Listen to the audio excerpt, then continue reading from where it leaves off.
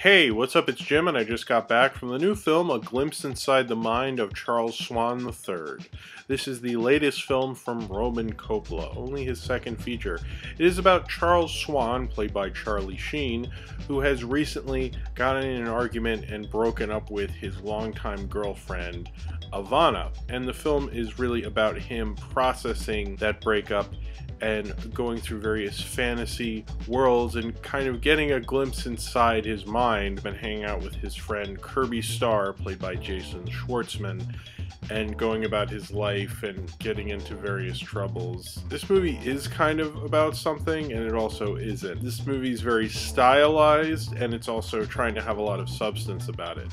It makes for a kind of weird marriage of film, and I don't think it exactly works overall. It's fun to look at. I think the art direction is really amazing. Judging by this movie, I think Roman Coppola probably has a really well-designed house or apartment or wherever he lives. In certain ways, I like this film that someone made a film like this because it is so weird and bizarre and Fellini-esque and unusual. I don't think people make this kind of film anymore. The Charles Swan character is supposed to be kind of like Charlie Sheen, and it's the kind of examination of celebrity that most celebrities aren't really interested in anymore. I kind of like that Charlie Sheen was open to doing something like this, and I like this a lot more than anything he did with this Tiger Blood nonsense, or that bad sitcom he did, or then the other bad sitcom he did. This at least has its heart in the right place. It's trying to do something different artistically. In that, I find it at least interesting.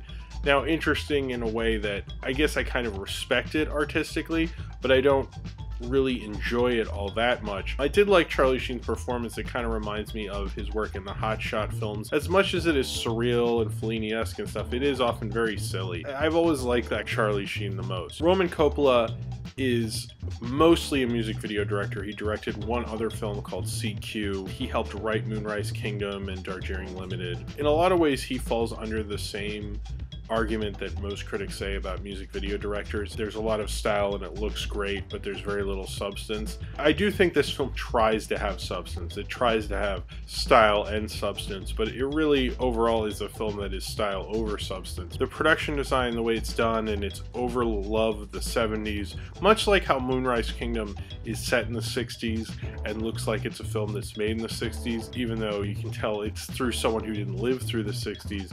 They're living through it through the movies of the 60s. This is the same way. It looks like Roman Coppola likes the design work and the architecture and the production design of the 70s, but you can tell he never really lived in it. And it's kind of nostalgic, almost hipster nostalgic view of the 70s is cool. It's a style over substance movie that's trying to demand it has substance. It has little substance. It can't really pull off what exactly it's trying to do. I didn't really like the amount of misogyny in the film. Got a little too much, like that Jason Schwartzman, who's both a singer and a comedian. I'm not exactly sure what he does. Charles Swan, who is a graphic designer and has his own graphic design firm, designs his album covers, and at one point he has comedy bits, but I thought he did music. I'm not really sure. He does this thing about the secret society of ballbusters, and that got a little too much. They were pushing the misogyny too far, and I get that this is from this guy's perspective, who I guess is more of a misogynist. It just like kind of rubbed me the wrong way. I wasn't really as into that. This film has a great cast, probably too good of a cast for what it is, with Charlie Sheen, one of the better performances I've seen him give in a while, Jason Schwartzman, Bill Murray, Patricia Arquette, Aubrey Plaza, Mary Elizabeth Winstead. This and CQ have the same problem, where it's just, there's a lot of style. You can tell he likes doing style and weird fantasy sequences, but he just doesn't have the knack for story. I don't think the storytelling aspect worked very well for it, and that makes me wonder what exactly he did right for Moonrise Kingdom. It's more of the Roman Coppola who brought us CQ. I don't think it's as good as CQ. CQ got kind of overrated by everybody anyway. He's not really that great of a feature film director. I'm glad he doesn't make them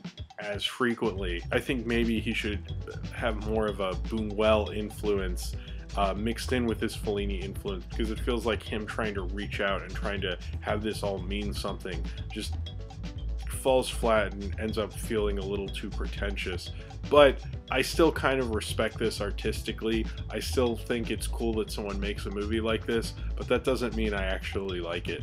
So if you have seen A Glimpse Inside the Mind of Charles Swan III and you would like to talk about it, then comment below in the comments and subscribe if you would like to.